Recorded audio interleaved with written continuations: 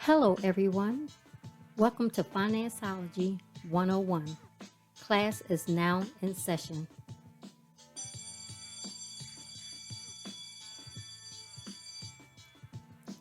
The information provided during this podcast is just that information. You will need to do further research to address your specific situation. Enjoy the session. Hello, everyone. Welcome to Gifted Generations LLC presents Financeology 101. This session is about executing your financial plan and identifying an accountability partner. So, this session, we have a special guest, a friend we've known for 21 years. That's about right, Mike? 21 years Yeah, since it's been 2000. around. Yeah, it's Yeah, been a long yes, time. yeah. And his lovely wife Cheryl, we've been on them since 2000, and they're good friends. And we invited him to come on to tell us about how he executed his financial plan, what led up to him creating a plan, and then how he executed it, and if he had a financial accountability partner. So, welcome, Mike. Welcome, Mike. Welcome. Thank you for Well, joining thank us. you. It's a I pleasure. appreciate you having me. Yeah. Oh, you're welcome. So just give us a brief history of your financial journey. Oh my goodness. I Well, know let me where to start. begin. Yeah, I know, right? So let me start by saying that growing up, we never talked about finances. Mhm. My mother never talked to us about saving and having a financial plan. Um, so when I was a young adult, oh, I made every mistake under the sun that you can make financially. I I used to get payday loans, and look, I don't mind sharing this because this was a long time ago. But I used to get payday loans, and the fees are so high that it's almost impossible to get from under payday loan. And Mhm. so I would have a payday loan to pay for my payday loan, Wow. if that Wow. makes Wow. sense. Yeah, it Yeah. was it Yeah. it was It a doesn't make mess. sense, but I understand where you're coming from. Yeah, I mean, because if you've been terrible with managing your finances, Right. that's just another link in the chain where you just say, oh, okay, well they're gonna give me some money that'll tie me over to payday, but then you're Right. not looking at the extra fees that come along with that, and so it's easy to get caught in that system. And a long time ago, North Carolina, the state of North Carolina, made it illegal um, for those predatory lenders to um, provide those type of loans. So, oh my goodness, that it was horrible. Um, but I got to the point, and I will say this is that sometimes when you get yourself into a financial mess, you have to ask for help. And being a Mhm. man, you just you're like, oh, I don't want to go to this person and let them know all my business. But that's actually the best thing that you can do.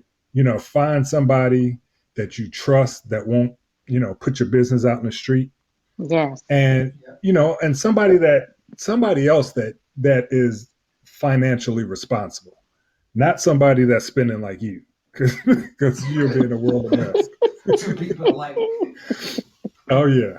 But yeah, find you somebody that's financially responsible and just open up, just start a conversation and say, look, I messed up and I got myself in this situation and I just need help on how to get out.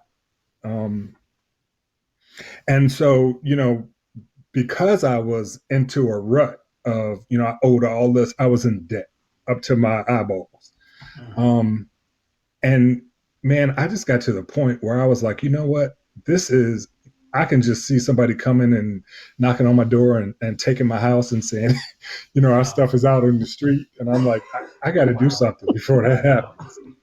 And so for me, and I know some people are just, um, everybody's different. Everybody's Right. situation is different. But for me, I Right. just, when they say you get tired of being tired, I Yes. literally was tired of being tired. people, I have friends that, they would take trips and, they'd be like, hey, you guys, we're taking a trip. Do you guys want to go with us on this trip? And I'm like, man, we can't afford to go on trips. I'm trying to navigate paying these bills. But and so a long time ago, I was searching the internet and I found this debt management company. And basically what they did was, they look at all your debt that you have, that you've accumulated, and then they come up with a plan. And again, I'm not going to say this is for everybody, because, they tell you up front that your credit is going to take a hit. Wow. But the upside of that is that, you will be at a place where, you start seeing all of this debt being erased. Right. So basically what they did, they sat down with me, we came up with a plan, and I'm gonna tell you, I was looking at this the other day. I had like $47,000 in debt. And we're talking about credit cards and revolving charge accounts. Not And card at all. Just credit. no, that exactly. That didn't even include my card. That's just, we're talking credit card debt and revolving accounts. Wow. And so, I'm looking at this and I'm like, man, there is no way that I'm gonna be able to pay this off. And so I met with this gentleman, and we sat down. We went over everything that I owed. And so this is what they do. So they came up with a plan, and they said, okay, so from here on out, you will not make any payments to these companies. What we'll do is we'll contact them. We'll tell them that you're working with us, and it literally cut what I had going out in monthly payments. It literally cut that in less than half. So fast forward, after it took me 3 years to go through this program, and they were able to cut my debt from 40 something $1,000 to 20 something thousand. Well, it was more in the high 40s, I would say, but they were able to cut that down to like $22,000.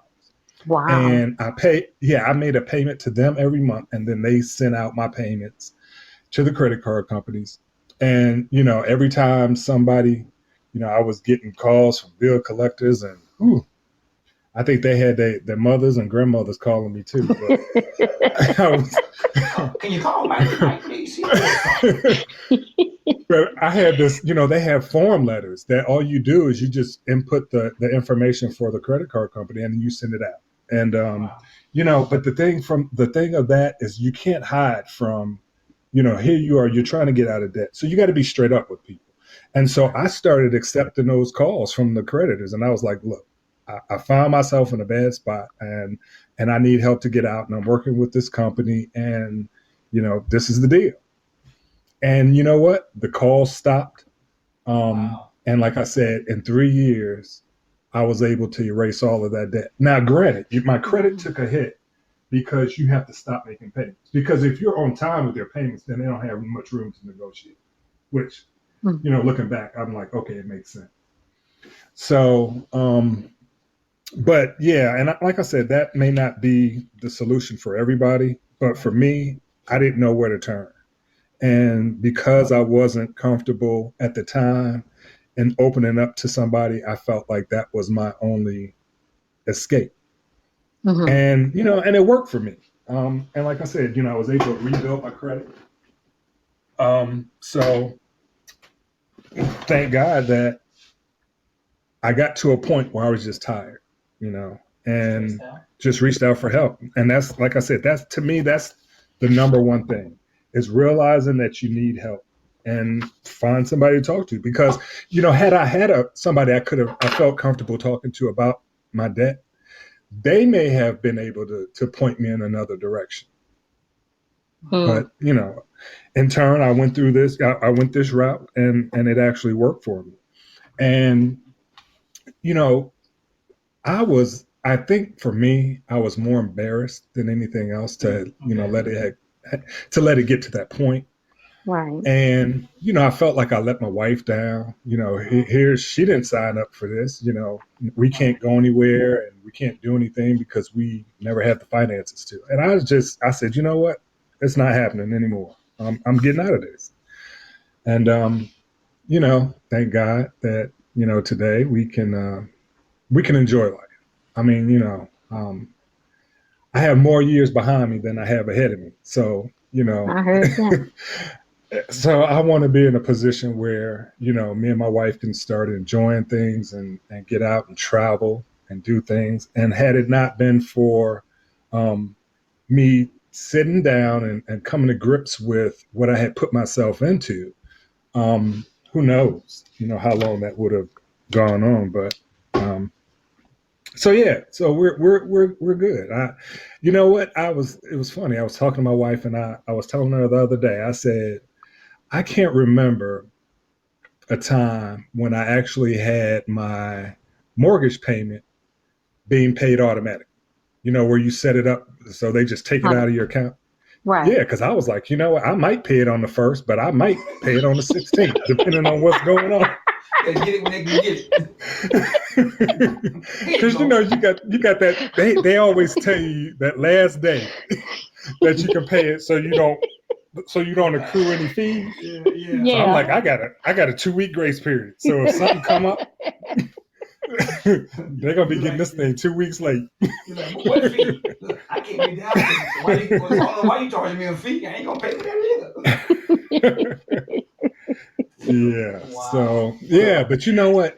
I can't tell you how freeing it is to be able to number one, pay your bills on time, have them automatically drafted because I know, like right now, I have a budget set up, right, and I know I have an Excel spreadsheet with every bill that I owe, the date that it's due, and how much I pay. Because I never. The other thing is, once I got out of debt, I knew I never wanted to be back in debt. So, like for my credit cards, I pay my credit cards off, so I don't have any credit card debt. But like on cable bill and all that stuff, sometimes I may pay it 2 months ahead of time, just so depending on what's going on, I might say, hey, let me just take care of this bill for 2 or 3 months and not have to worry about it. Yes, Now look at Yeah, that. You yeah. went from saying I pay y'all when I pay you to paying 2 months in advance. You know what? After you go through so much stuff, it's good being on the other side of the spectrum. Yes, it is. It is. It is. But It's yeah. and So oh, no, go ahead.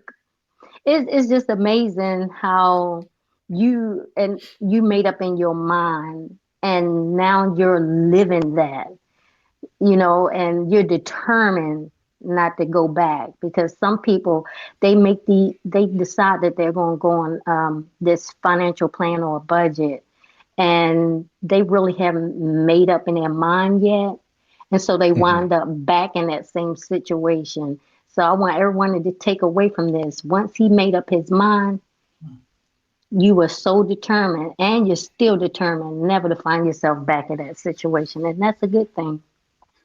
Yeah, I mean that you have to have a plan, and you have to get ahead of this and say, okay, especially when you're looking at your credit card statements, and for me, how they tell you can take up to X amount of dollars in cash advances. Well, yeah, I had Mm-hmm. already maxed that out. So as long as you have a balance, you're not only paying interest on your purchases, but you're paying interest on cash advances. And so let's just say you have a $5,000 credit card limit and you've taken out the $2,500 in cash advances, let's just say, right? So you've maxed out that credit card. You're paying interest on the $2,500 in purchases, plus you're paying interest on the $2,500 in cash advances. So Wow. if your payment is say $100 a month, and they're taking out $40 for just regular interest, and then they're taking out another $40 for interest on cash advances, you have $20 that's going towards your principal on that credit card. Wow. And if you're paying $20 every month, how long will it take you to pay off that credit card? Forever. You leaving that money for somebody else to Exactly. pay for it because Yes. Yeah. And so when I was like knee deep in debt and I started looking at all this stuff, I was reading articles on, credit card debt and why credit card companies want you to, and I'm not saying there's anything wrong with it, but as long as you're responsible, I think credit Right. cards are good things to have. Because I mean, how else do you build your credit? Right. But once you have to get to the mindset that number one, like today, I very seldom, I only use my credit cards just because I want to keep them active. I don't want people saying, hey, you hadn't used your credit card in a year. We're going to close your account. So I'll buy stuff on my credit card just for the sake of buying something and then I'll just pay it off. But my thing now is if I can't pay for it in cash, I have a second checking account that I have, and that's called my discretionary fund. And I have money going into this account. And so if I want a new gadget, if I want something, out of the blue, if I don't have the cash to pay for it, then I don't need it. Right. So I'm not putting it on a credit card because, hey, I want that new iPhone right now. No, I Right. won't say iPhone because I can't stand iPhone, but you know what I mean. if I want that new gadget right now, I'm not going to put it on a credit card. Like unless you make a plan to pay that credit card off within that month. Right. Right. So, and that's what gets a lot of people, especially young people, because when you're young, they practically give credit to you, They sure and do. there and there's a reason for that. There's a reason for that. So you have to be smart and you have to say, you know what? I'm not going to allow my credit cards to control me. I need to control my spending so that, I'm credit worthy.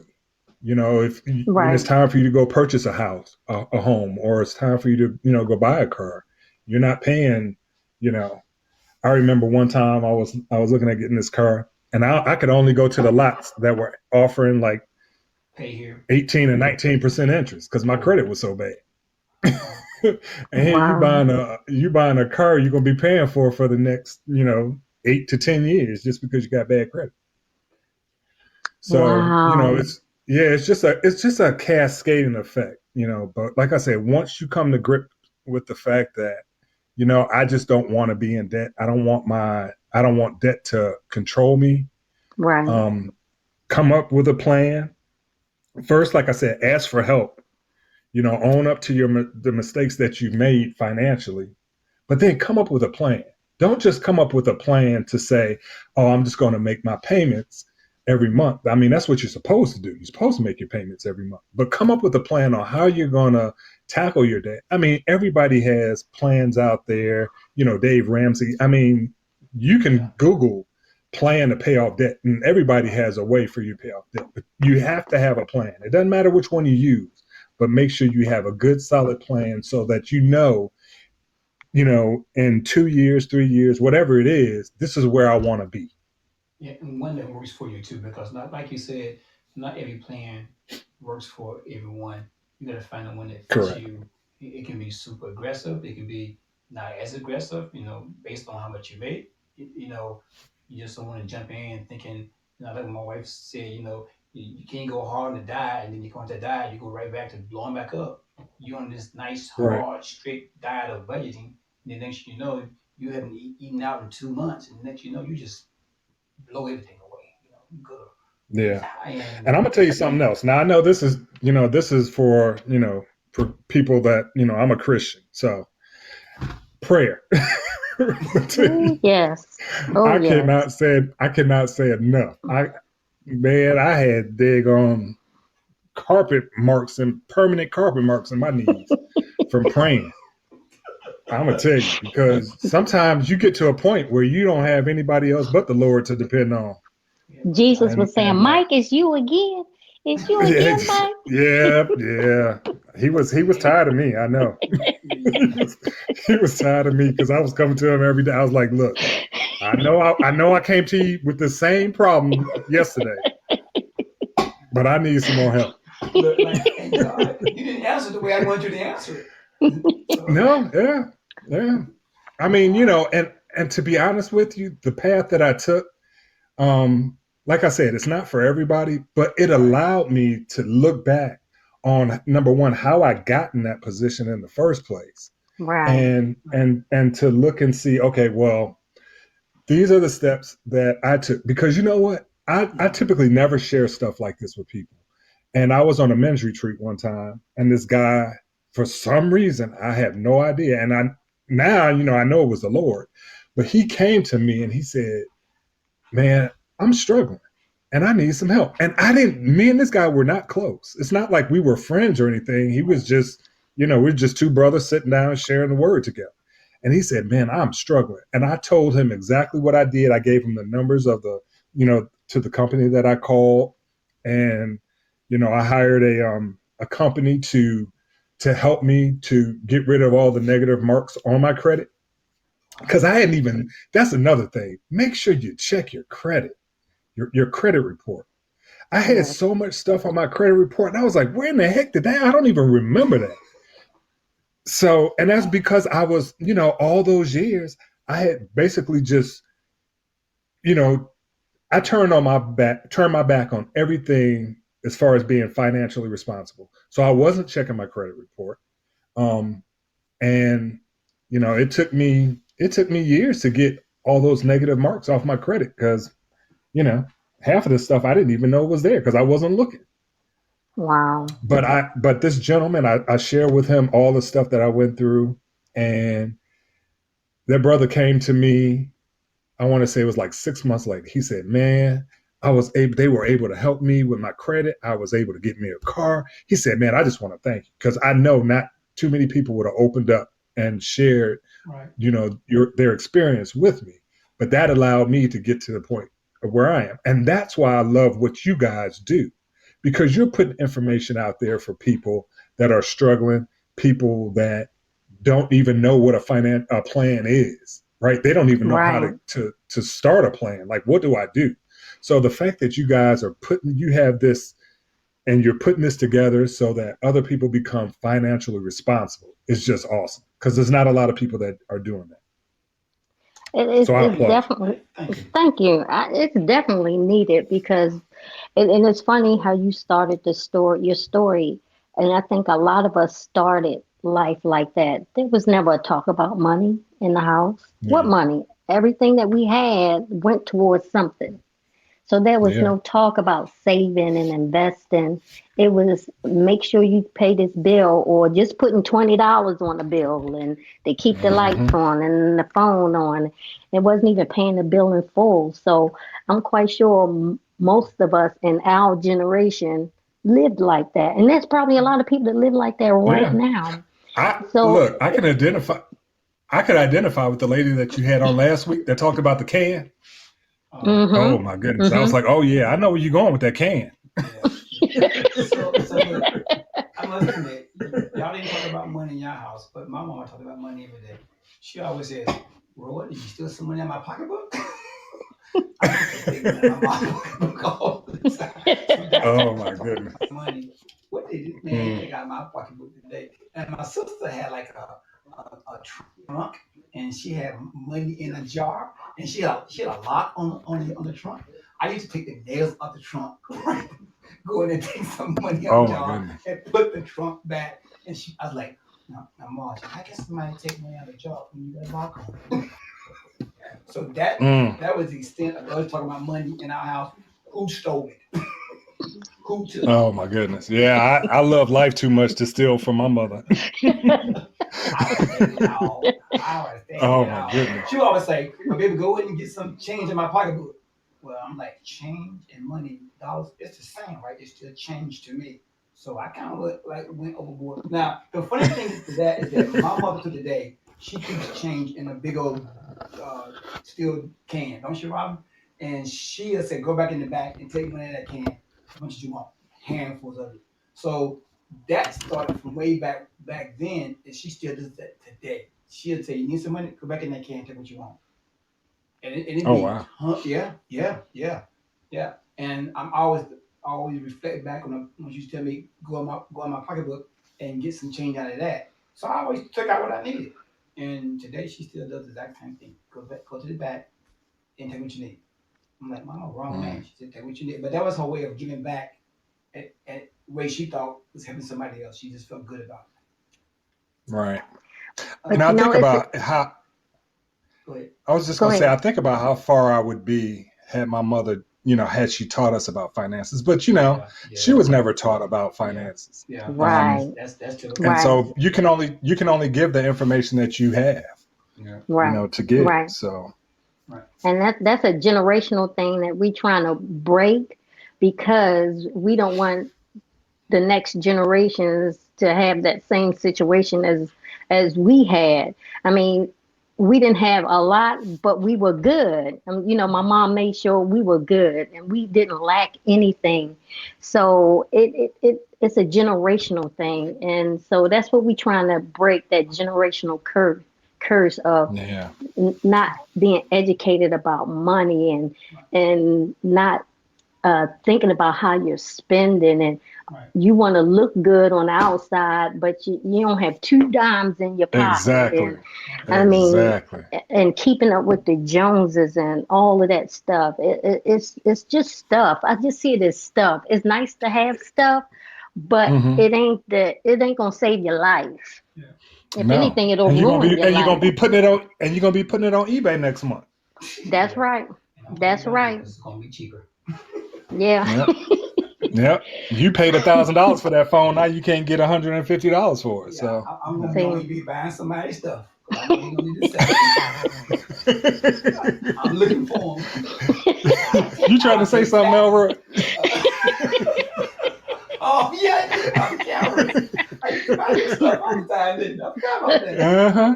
I forgot Well, you about bought mine because that. you bought mine because I was upgrading. Look, and he was upgraded, so was I.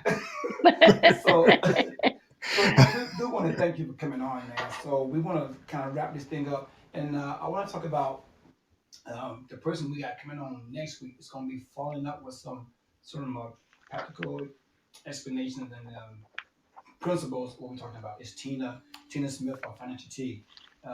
She has this book called "It's Your Turn: Walk in Your Financial Purpose." And what we're talking about today, she has a topic in her book. It's called "It All Boils Down to Behavior." The exact same thing we was Mm, talking about. And she talks in her book about, it's on page 34. She talks about how her and her husband had a budget and they couldn't figure out why they had a budget, but they were still losing money every month. They're like, why are we $500 short? So she went to someone to help her out. And he asked them both to say, look, just start tracking all your receipts. Now they had a budget for the expenses income, but they wasn't tracking everything else they were spending. And lo and behold, when they came back the next month, they realized they were spending a lot of money on other things like Starbucks and stuff like that. They were spending a lot of money hmm. that they didn't have, and they realized we spending money unnecessarily. And once they realized that, they changed their behavior. Now, in her case, she Yeah. used an advisor, but you also can use a financial coach or a mentor. What I'm trying to say is here. She went out to seek help. She went out and to try to help somebody to figure out what they were doing wrong because they couldn't figure it out for themselves. So I want to be able to give you a brief explanation of what a mentor is, financial advisor is, and a financial coach, the difference. So a mentor is they may offer value simply through their experiences or through their wisdom. A financial advisor is this: they can invest money for you, help you come up with a financial plan, assist with saving for retirement and other goals, and answer your financial questions. Making financial decisions can be stressful and emotional, and a good advisor should be able to help you see your choices clearly. All right? A financial coach is this: is someone who will help you understand the basic or personnel finances and help you develop and maintain a healthy financial habits. Healthy is the key word. Habit is another Hmm. key word. Their main job is to empower their clients or people they work with to reach their financial goals and learn how to handle their finances in a responsible way. They typically work with clients who want to save money, create a budget, pay off debt, or just to improve their financial literacy and general information. So, one of those three people, you're reaching outside of your norm can help you figure things out. And if things are not working out the way you want them to happen, it's two reasons why. Either you're not following the plan, or the person you got, you need to switch, and they're not doing what they're supposed to be doing. But more than likely, it's the people not following the plan. So I want to be able to just get that information back before we wrap up. Right? And I wanted to say, Mike hit the nail on the head when he said it has to be someone you trust, Yes. someone that you're willing to be vulnerable with regarding Yes. your finances, and they're not going to go and tell all your business. So if you have a friend that's, as my pastor say, balling on the highest level, then you want to link up with that person and find out what they're doing if you trust them with your information. If it's a Absolutely. family member that's doing well, and if you trust them with your information, talk to them. Right. But you have to have someone you're accountable to, because if you're not, you can't do it alone. Right. You Right. cannot do it alone. And as far as a financial advisor, we had someone tell us that they got a financial advisor and the person spoke over their head. They could not understand a word the One word. financial advisor was Right. saying, and they walked away basically at the starting line because they could not understand what the financial advisor was saying. So make sure Right. you find someone that can speak to you in basic language, Relate to basic you. financial language that you can relate to and that you can trust. But you have to have someone to walk you through this journey, someone that's been there and know what they're doing. But you have to partner with someone to get you through, because you can't do it by yourself. Because if you could do it by yourself, you would have done it by yourself. Right. Absolutely. Yeah. So maybe you want to give them, or maybe I can give them how to find us.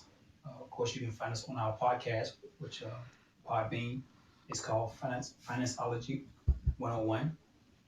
You can find us on Facebook at facebook.com/giftedgen LLC.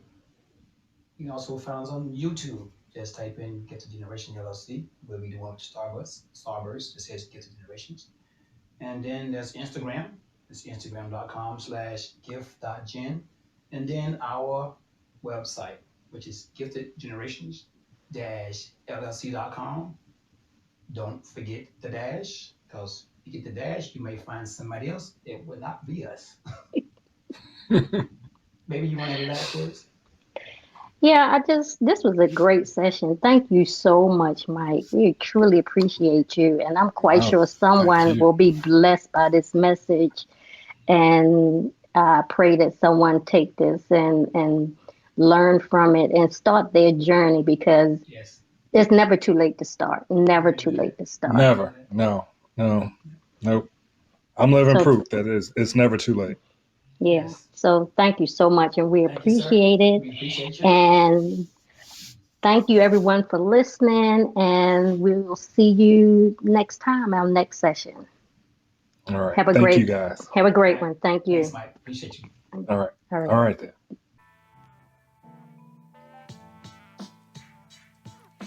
Well, thank you for tuning in to our podcast, Financeology 101.